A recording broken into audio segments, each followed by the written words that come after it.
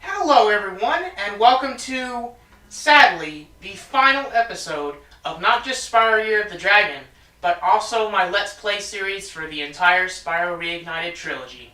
It's been a fun ride, but all good things must come to an end.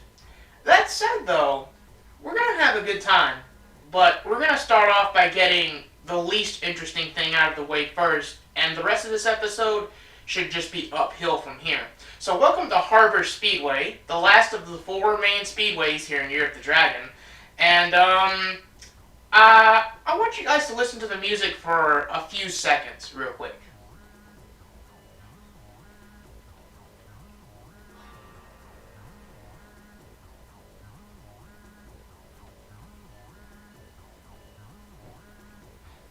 So, did you take a good listen to the music? What if I told you that in the original Black Label release of Year of the Dragon, this was the music for all of the speedways? Yeah! Could you imagine losing 3 completely original music tracks? Some of them actually being really good? That said, my nostalgia, because of that being my first experience, I associate this music with all of the freaking speedways, okay? So we're going to do the obstacle course first, and the Sparks recommended order is seagulls, arches, lobsters, and fish. It's not the fastest way, but it is, as usual, the easiest way. I could swear I found a faster path on my own, but I'm not going to risk, picking an inefficient path. Just, when we get to the salmon, I believe, I'm going to go against the grain rather than with, which I think seems like all of the speedways encourage you to go with flow rather than against the flow, and I'm not really sure why. The Bears and Honey Speedway, the Butterflies and Mushroom Speedway, or the Flying Biplane Pigs and Country Speedway. Those are my favorite. Although my favorite racing opponents are actually in here because they're called blue-footed boobies, which is a real species of bird, or species of seagull, I should say. So that's pretty interesting. And my favorite color is blue. So I don't know what to tell you, but my favorite color is a blue. At any rate, though, we're going to go against the salmon here because you can use the supercharge and take care of these guys real fast. Even if you make a slight mistake, because they come at you pretty quick. Oh, God. But, yeah, I would say if you go against the salmon, this is a pretty easy speedway. Obviously, if you're trying to follow the salmon, though, well, that's probably a different story, ladies and gentlemen. Only a handful of racers ever, and this baby dragon's name is Kobe. Any relation to the basketball star by the similar name, Kobe Bryant, perhaps? Maybe. Alright, so we're going to go ahead and do the race, but for once, for the first time since Mushroom Speedway, I'm actually going to do this race on screen just because it's been a while. Plus, it gives this episode a little more variety. Also, a lot of people, myself included, originally, in the original Year of the Dragon, consider this the hardest race. And, well, it's for numerous reasons. And the annoying thing is, I'm pretty sure, just like with the other races so far, this is technically the hardest version that the Reignited Trilogy developers, in plural, decided upon. So, this could be pretty bad, and I swear, every time I do this race, whether it's the original or Reignited, it seems like I don't get first place until literally, almost the end of the final lap. It's actually kind of crazy. But, as usual with these races, it's usually only the first place racer that has any real speed. The other ones are just kind of there just to, give you something to do on the way to first place, I wish you could say. But, yeah, even though they're called the blue-footed boobies, as far as I can tell, they don't actually have blue feet. Call it a technical limitation in the original if you must, but they probably didn't want to change it here for the sake of keeping the purity of the original. As you can see, we're entering the second lap, and I'm only just now in 4th place. Usually, if this was any of the other races, I'd probably at least be in 3rd place by now, but sadly, that is not the case. Let me tell you, the speed-up stars in reignited races, I don't know, they really mess with your turning. Like, turning in reignited trilogy races is unusually difficult, whereas at least in the original, when you got a speed-up start, it was mostly straightforward, you know. But at the very least, I think we're fixing to get 2nd place here, but I'm pretty sure that the 1st place Seagull is so fast that you'll actually have to pass the last place racer when you get close to the 1st place racer, which is pretty insane, I'm not gonna lie. In fact, if I fail this, I'm just gonna jump cut straight to the one where I win the race, because this is really tough, I'm not gonna lie. It's also probably the longest race. I think it's another 3+ minute race. But again, it has been a while since I showed the Mushroom Speedway race, so it just seemed suitable to show off another race before we get to the conclusion of the Spyro Reignited trilogy. And I'm getting a little sentimental, I'm not gonna lie, because, you know, there's not really gonna be any other Spyro games to Let's Play after this, but don't worry, there should be other Spyro-related content that I can show off or produce, and it should be pretty fun as well. Alright, though, yeah, we got one of my favorite levels in Year of the Dragon coming up after this, and then we got that super special secret level, and it looks like I'm just barely gonna win the race. Whoo-ha, man! Hey, just under 3 minutes, so believe it or not, I think that race is actually shorter than Country Speedway. Maybe even Honey Speedway as well. And we rescued the baby dragon named Jessie.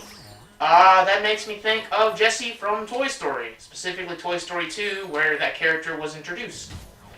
Yep. Alright, so for the Secret Hunter mission, because yes, there is a Secret Hunter mission, look inside one of these lighthouses. I want to say it's going to be this one that has Hunter hidden inside of it. If it's not this one, it'll be the other one. But no, he's going to be right here for you guys. Where do these flying sheep saucers keep coming from? I just saw another one grab an egg and fly off.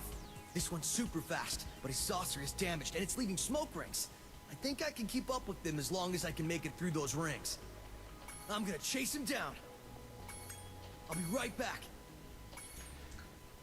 So this mission is similar to the mission in Ocean Speedway from Spyro 2. The only thing is, here in Reignited, the sheep saucer's speed isn't consistently faster than Hunter. So as a result, this means that if you're not careful, you could get ahead of the sheep saucer, I believe, or at least come dangerously close to it. Which means it's going to be harder to get through the rings if you're too close to the sheep saucer and the ring spawns, you know, right next to you, or something like that. Which can be kind of annoying, I'm not going to lie, so you got to be very careful falling through the rings. You got to be, like, exactly in the middle of the sheep saucer if you can. So this mission definitely got buffed in difficulty from the original version, which, considering this is supposed to be the final mission, kinda makes sense, you know? But I'm not sure how long this takes. It shouldn't be much longer. I think we're coming up to finale, actually. Yep, here we go. Yeah, that can be kind of clutch in this version, for sure. Yes! That was close. The egg popped out just before the saucer crash landed. And we rescue Sarah. Alright. Well, that's the last speedway, ladies and gentlemen. All the gems and all the eggs. Again, just like with the other speedways, it only has 400 gems and 3 eggs to collect.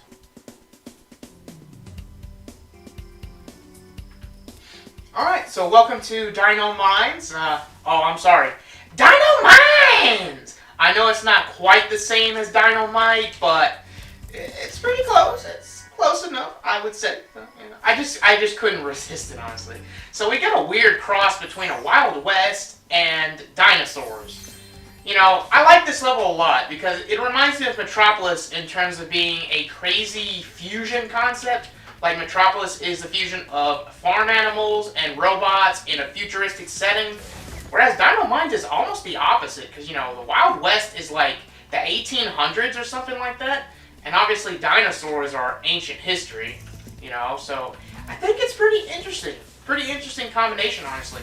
And it's stuff like that that really makes these last levels in the Spyro games so interesting. And as a result, Twilight Harbor, in retrospect, is probably the least interesting final level in the series because it doesn't really do anything outlandish in terms of its concept, you know? It's basically just more of the same. It's basically a hard version of Nork Cove. At any rate, it takes a little bit to get to the first NPC because you see he's kind of locked behind bars, but let's hear him out anyway. Innocent until proven guilty, as we always say. Well, gosh darn it, Spyro. I came in here to check on my prisoner only to find out he'd somehow got away again. Then when I came in to look around for clues, one of them routed dinosaurs went and locked me in. Now they're out there causing all sorts of trouble and there's not a thing I can do about it. So basically, the sheriff is locked up because of a gang of dinosaurs known as the Bailey Gang. No, I don't know why they're called the Bailey Gang, per se. I'm not sure if there's a dinosaur pun behind that, or if it's just a random name that Insomniac came up with when they made this game originally. At any rate, though, if you remember the cactuses from Skelos Badlands in Spyro 2, you had to flame all of the cactuses there to get a skill point. But this time, there are cactuses in Dino Mines, and you need to flame them in order to get gems. An interesting change of pace, change of dynamic, because they could have reused another skill point, like what happened with the seaweed in Desert Ruins, but they chose not to, and it's probably for the best.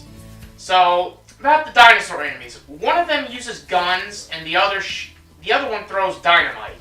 There's actually one other enemy type. I think we're going to be seeing it in a little while inside this building. The blue ones throw dynamite, and the green ones shoot guns. They're both pretty hard to deal with, honestly. In the original Year of the Dragon, at least, I remember having a much harder time with these guys, the dynamite-throwing dinosaurs. And here's a Triceratops-like enemy that shoots a cannon at you. And sadly, when you defeat them, you cannot use their cannons afterwards. For some reason, the cannons are basically attached to the Triceratops enemy, as it were. Normally, Triceratopses are actually my favorite dinosaur, but in Dino Mines, I really dig the concept of the Tyrannosaurus Rexes more so than the Triceratops enemy, for sure. The green ones that shoot guns used to be my second most threatening for me in the first time I played this game, but nowadays, for some reason, they're almost neck and neck with the dynamite-throwing ones. I think it's because as long as you keep moving forward towards the dynamite-throwing Tyrannosaurus Rexes, you shouldn't get hit by their dynamite, barring a freak accident, because their attacks are pretty homing. Actually, we have one more enemy type here underwater. It's the gun-toting seahorses? Maybe it's a cross between a seahorse and like a... What are the underwater dinosaurs called? The name escapes me, but Platysaurus or something like that. I don't know. But anyway, yeah, these guys will shoot at you underwater, and I think this is another case where they're buffed compared to the original because they can constantly shoot guns at you, and your iframes just aren't as good as they used to be. But as long as you time and angle your charge just right and step back for a bit, that's the common thing with a lot of these enemies. If you step back and just charge at them full speed, you should get them. But it looks like I may have to take a death here for whatever reason. I usually don't die in Dino Mines, at least not in the main area, but well, if I die, it is what it is. It is very easy to do les jump cut back to the current action to keep the pace moving forward so that people with small attention spans won't lose interest. Now you wonder my mindset behind all these weird editing decisions. No, not all of them are weird, believe me. There's a lot of education and research that goes into a lot of this stuff. If you're wondering if there are gems hidden in the TNT boxes, I'm pretty sure no. Because if you charge into them, you're gonna get hit, more likely than not. So, I wouldn't risk it, personally. But yeah, in Icy Peak, they gave gems, but it's not so much here. Boy! What did I say? Another strat you can do, apparently when those seahorse enemies have you in their sight, they'll start shooting their guns, and if you're charging towards them and go like from the side, they'll keep shooting straight for a few shots. And yeah, you can get them from the side afterwards. That's worth mentioning. The Triceratops enemies, because they're inside of metal cannons, and the cannons provide a shield for them, they won't be defeated by your flame breath, unfortunately. So the Triceratops enemies you will have to charge. It's also worth mentioning that the Tyrannosaurus Rex enemies, you have to flame them because they are rather large. Both of them are. I think maybe the blue ones are a little bit shorter, but not short enough to where they can be defeated with a charge. So I wouldn't risk it, honestly. Yeah, I would say the Tyrannosaurus Rexes were the toughest enemies in the original Year of the Dragon, but in here, Reignited, I'd say the seahorses have come up on top now.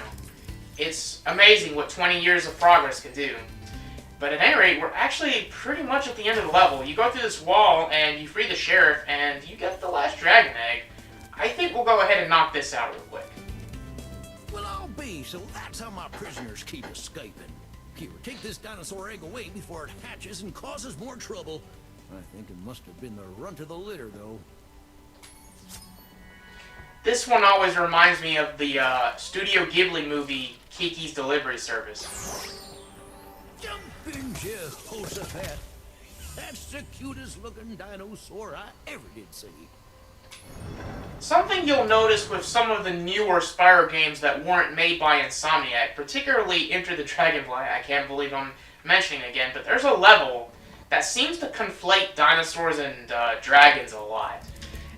It's not a terribly rare occurrence to see in media, with dragons and dinosaurs being associated with one another.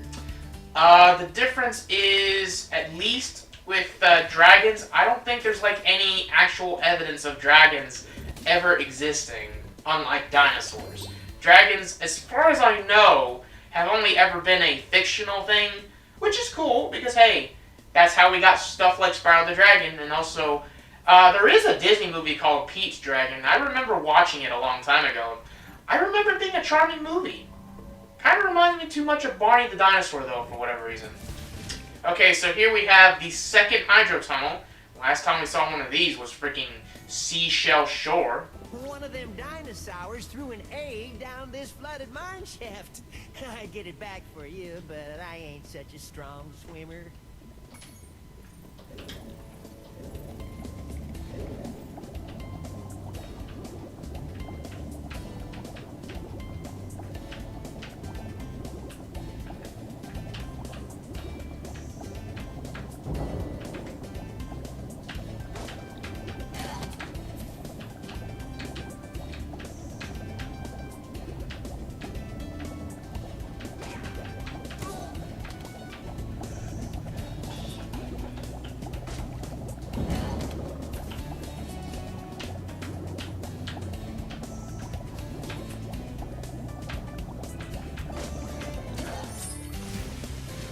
Some mighty fine swimming, young dragon. That tunnel feels like it's a lot longer than it actually is. Still probably a little too long, though. Oh, man. Glad we got that out of the way. So we only have 2 dragon eggs left, and they're going to be in Agent 9's final section. Yep, this is going to be the last time we see him. I told you we weren't going to send him off in the last episode because we just got him. But we did send off every other animal friend last episode, but now it's Agent 9's turn. How is he gonna go out? With style, of course. The sheriff promised me I could be a deputy, so I'm off to help clear out all the dinosaurs. Alright, so Agent 9's final section. You see his normal gameplay right now, but when we start the mission, we're actually going to be back in the first-person format, similar to Fireworks Factory, but it's also going to be a bit of an auto-scroller. So, yeah. If you just calm down for a second and stop all that whooping and hollering, I could tell you what's going on. The Bailey gang are holed up in them buildings over there. You're gonna have to go in there and flush them out. Well, good luck to you. So, being an auto-scroller, for the most part, it will stop at certain points so you can actually shoot against all the dinosaurs. You have limited health, but if you have the extra hit point from Starfish Reef, it makes this a little bit easier. But you know, all those dinosaurs that throw TNT and shoot their pistols at you, they might be a little bit harder here. You're going to have a limited amount of time to retaliate with your laser strikes. I think the laser is a little bit faster in Reignited, so that's going to help. But still, like that guy over there always seems to get a dynamite throwing on you for one reason or the other. So that's kind of annoying how that works out, but it is what it is. All right, I get this guy, get that guy, and bada bing, bada boom. And when you finish this mission, there's a bunch of gems laying around. You probably have noticed them. That is when you're going to be able to explore the rest of this area on foot, normal Agent 9 gameplay, just like in his actual level, not the first-person stuff, for better or for worse. And that is when you can actually explore and get all the gems and whatnot. And maybe one extra hidden dragon egg. Just maybe. Alright. But, yeah, if you know what you're doing and you don't get hit too much, you should be good. The skill point's coming up. You gotta shoot a secret dino that's gonna be behind these other dinos. Right there. You may have to take a hit for it, but if you shoot the secret dino, you'll get a health refill. Just in time, because this final gauntlet can be pretty tough if you're not careful. Because, yeah, the dynamite-throwing Tyrannosaurus Rexes should get priority in Agent 9 section, because if they throw their dynamite, they're probably gonna hit you here.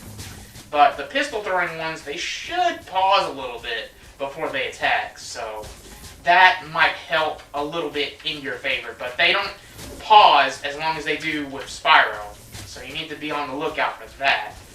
But eventually, though, there's going to be so few left that you're not going to have to worry about health. I don't know why the Bailey gang was trying so hard to steal this egg. That's not like them at all. I reckon someone must have put them up to it.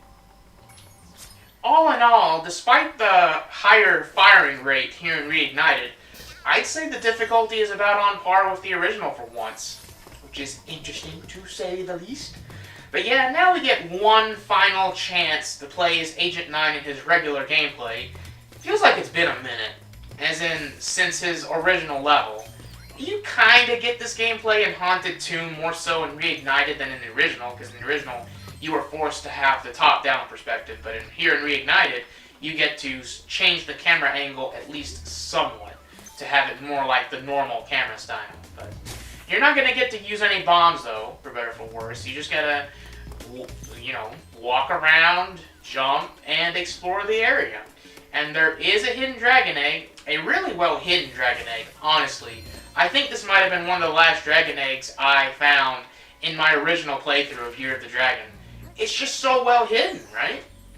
And you gotta love stuff like that, that's so well hidden that you're gonna be spending a long time looking for when you're a kid, you know what I mean? Stuff like that, it's really nostalgic to look back on. I remember there being a similar experience in the original Ape Escape. Kind of funny to bring that up, because we're playing as an ape. Herpy derp.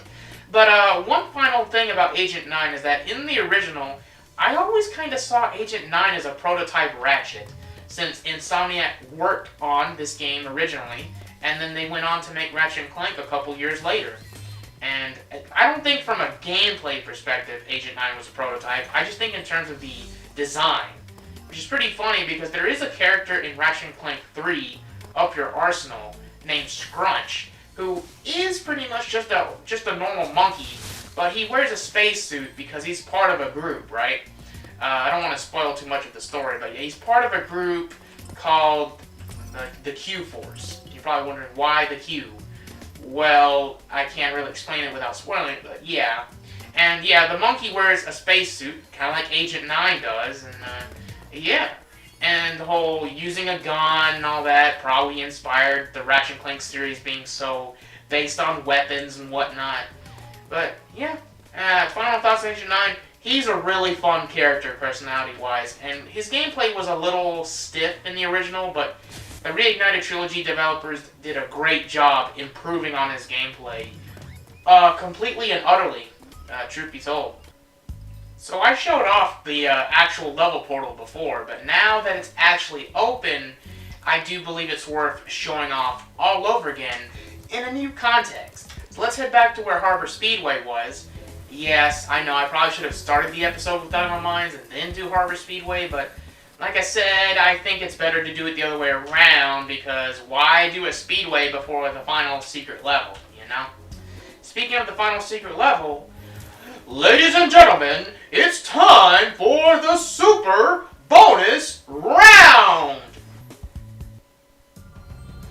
Listen to the music real quick, guys.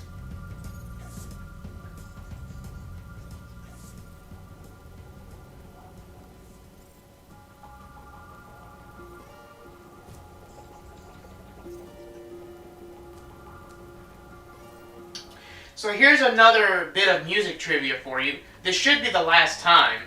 This music track right here used to be the music track for Lost Fleet in the Black Label release of the original Year of the Dragon. I get to say it officially now because if I had mentioned it when I actually did Lost Fleet, that would have spoiled a lot. But let's head out here and get another exchange from Bianca. Hey, we finally made it, Spyro. Hunter was a little worried about you when you went off to fight the sorceress, but I always knew you'd beat her. This place is where the sorceress kept all her treasure, but after she was defeated, a bunch of thieves came and stole it. If you can catch the thieves, you're more than welcome to keep the treasure. Oh, by the way, Hunter is around here somewhere. He's been tinkering with one of his new toys all day, and he wants to show it off. You should go see him. I think that third bit of dialogue may have been added in, but no big deal. So, welcome to Super Bonus Round proper. There are 5,000 gems to collect here. I think Nasty's loot only had 2,000. Yeah, that's a lot of gems. You're gonna have 20,000 gems and 150 dragon eggs because there is a single dragon egg to collect here. But that's not gonna be for a while. So as Bianca says, Super Bonus Round is supposedly the place where the sorceress kept all of her treasure. Also, we have egg thieves returning for one last hurrah, but they just have a bunch of gems. When you defeat them, they give you a flurry of gems like what happened when you were flaming money bags not too long ago, right after defeating the sorceress for the first time. And you need to collect gems to unlock all of these gates to different sub-areas.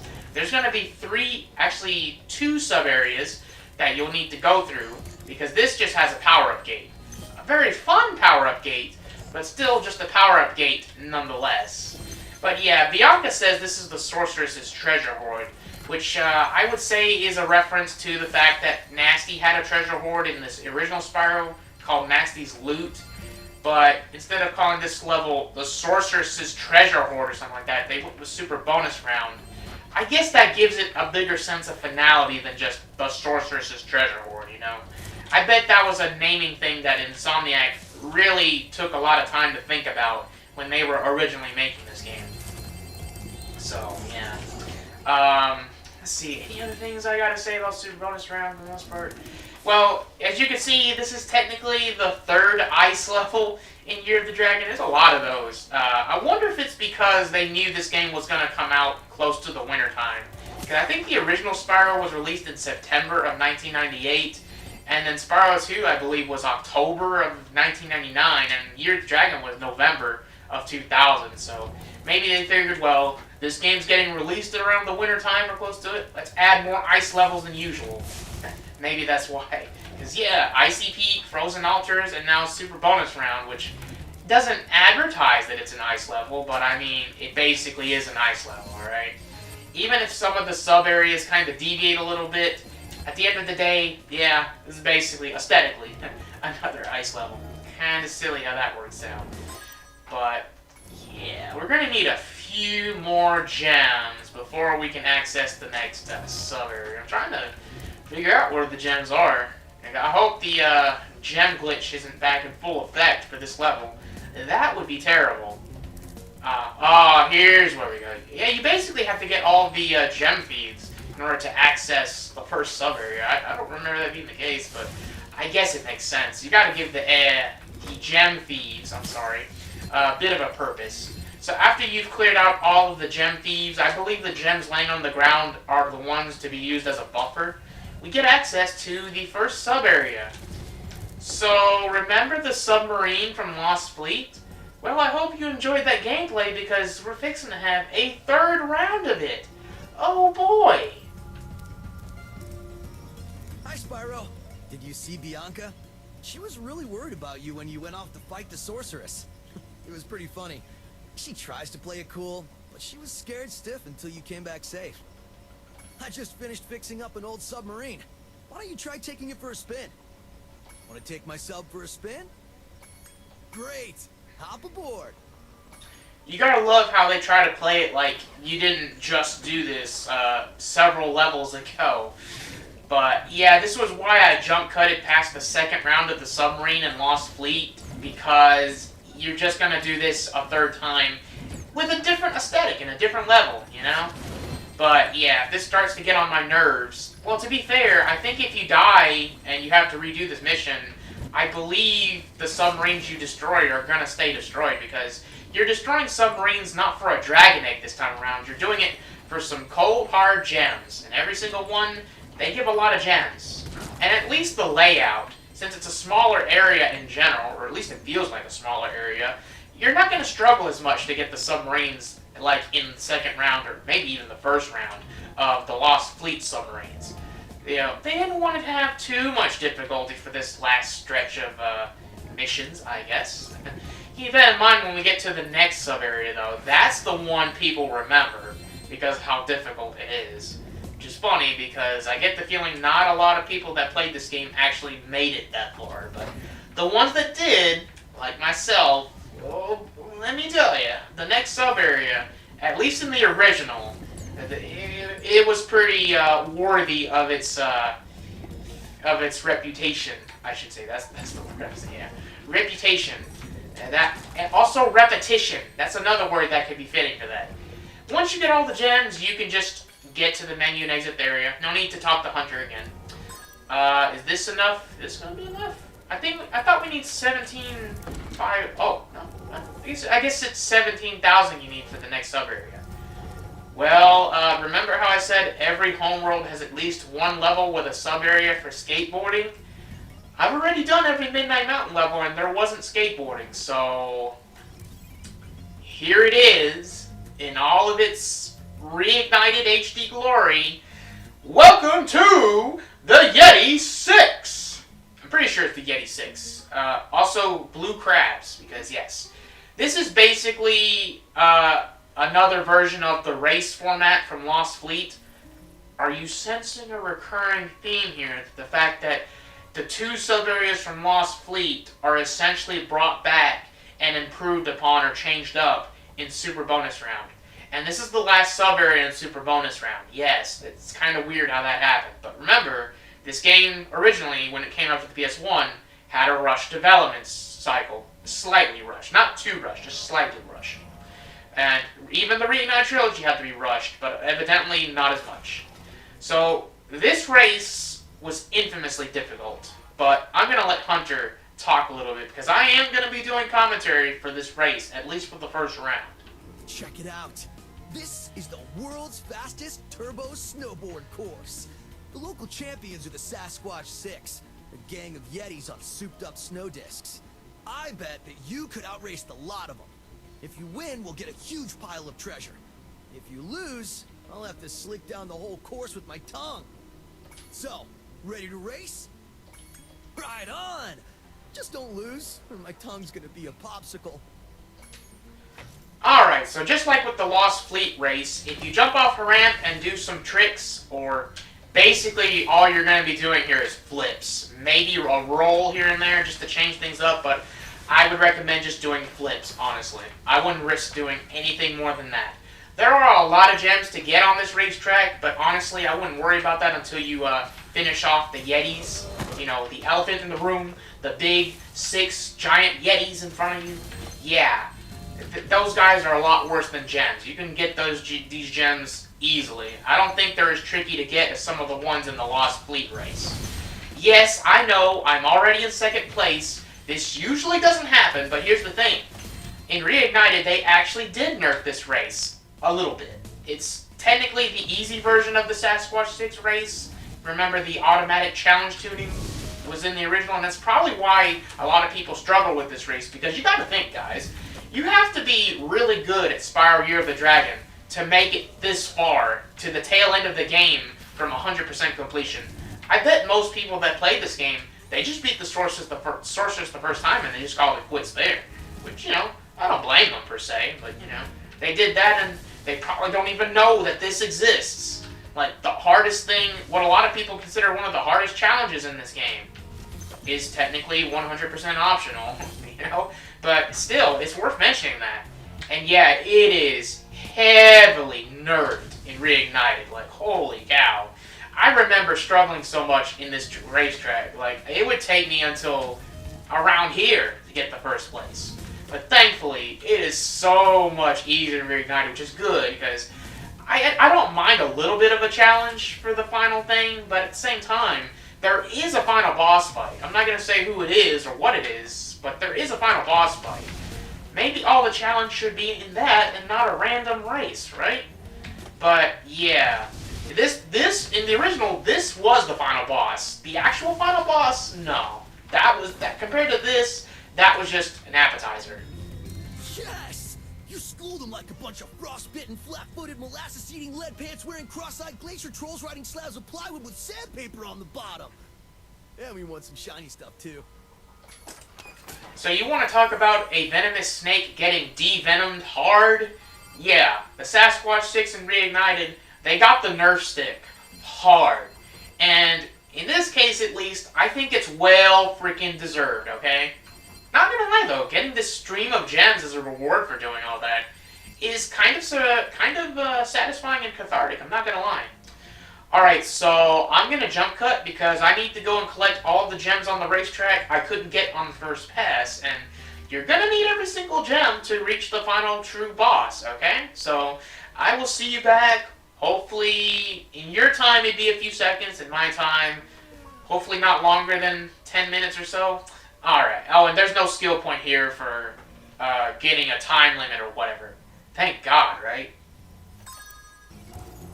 So after getting all the gems in the snowboard race, you should have this many gems out of 5,000. 3,775. Kind of a weird number, but it makes some amount of sense, I guess. You should now have enough gems to unlock the power-up gate over here. We get one last hurrah with the Superfly Super Flame power-up. Unfortunately, this time it has a time limit, but the time limit is so ridiculously long and generous that it almost doesn't matter. Just don't forget to renew the power-up every so often. You have to defeat a few sheep saucers, just like you did in Metropolis all the way back in Spyro 2. So we have a Spyro 2 throwback in addition to the Year of the Dragon pair of throwbacks with the Lost Fleet rehashes. I'm sorry, but at least the Sasquatch 6, Yeti 6, whatever they're called, at least that is a little bit different from the original race, because, you know, snowboards instead of skateboards, but rehashing the submarine thing from Lost Fleet, that is just really weird in retrospect. You know, it is what it is. At least this brings back fun memories of Spyro, Metropolis and Spyro 2, you know. I'm pretty sure the sheep saucers still shoot projectiles, so do watch out for those. And yeah, the time limit is really generous for this power-up gate. It almost makes you wonder why they even bothered to add a time limit if it was going to be this long anyway. They should have just made it infinite like the one in Fireworks Factory, funnily enough. But yeah, we get one last hurrah with the sheep saucers. It seems like they had a brief glimpse of activity toward the end of Spyro 2, and then when they got the Year of the Dragon, we're like, oh, we totally need to use these a lot more often. So yeah, they're back in like basically almost all the secret missions in the speedways of Year of the Dragon. And here they are in Super Bonus Round. One last hurrah. The sheep saucers, man. Also, between this and the Twin Fire Dragon mission in Fireworks Factory, I think I can definitively say that the Spitfire in Reignited Trilogy is nowhere near as large, doesn't have nearly as large of a radius as it did in the original. So without further ado, with every single gem collected, we're ready to take on the final boss. Can you guess who it is? I don't know how she did it, Spyro, but the sorceress must have survived that last battle. She's been waiting here all this time, saving up her magic to destroy you. Your best chance at defeating her is my flying saucer. I've cast some spells to give it extra firepower and unlimited flying time. But the rest is up to you. You've come this far, Spyro. I know you can beat her. Alright, so you get to fight the sorceress one last time. I hope you enjoyed the UFO that you could get towards the end of the first sorceress fight, because that's going to be the entire fight this time around. I would say that this fight is a lot more consistent than the first fight, at least, so I do like this one more than the other one, just because of how weird the other one can be with, like, the hit detection and all that, and the unfitting music in the Black Label version, but none of those issues are present here. I do remember she had a really large health bar in the original, but I think in here, the health bar is actually the same size as in the first fight. I think she still requires a lot more hits, though, so that's the compromise you get. Before we deal the final blow, though, final thoughts on the Spyro Reignite trilogy, because when I defeat her, there's going to be one last cutscene, and that's going to be it for me, Chief. Reignited trilogy, great package of remakes of all 3 games.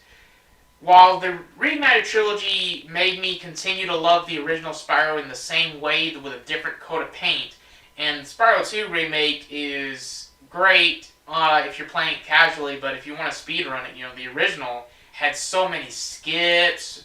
It made replaying the original Spyro 2 a lot smoother. Replaying it in Reignited is smooth, but you have to complete at least one playthrough to get that Super Flame, and there is no cheat code to unlock all the abilities, sadly, but it is what it is. Reignited Year of the Dragon, though, is hands down the definitive way to play the game now. Especially since, when it comes to the original, the digital version on the PS3 store is the Black Label version, which you really shouldn't play unless you're interested in history and preservation and all that. And a Greatest Hits physical disc is such a pain to track down that I would just say play Reignited version of Year of the Dragon. Yes, it could have used a lot more polish, but the changes and improvements that were made to the core gameplay completely overshadow all of those minor bugs and glitches, okay? And yeah, this has been a great time. This playthrough in particular has made me learn to love Year of the Dragon all over again. Now, when I replay the Spyro trilogy, I'm no longer going to dread coming back to Year of the Dragon. I'm actually going to look forward to it going forward. And, well, it was great doing these Let's Plays for you guys, but going forward, there's going to be a bit of a different direction for the Spyro series on the channel going forward. And I hope you enjoy that direction. But for now, we have a magical sorceress to take down. As soon as I can find her all over again. Where'd she go? There she is. Should only be a couple more shots. Oh god, almost got shot there myself. And the final blow, come on. You have to shoot ahead of her a good bit to get a shot in on her, I find. Oh! And she blows. Bam. Now that's a way to defeat a final boss. And we rescue Yin Yang, who is actually 2 dragons in 1. I'm glad they kept that detail in there.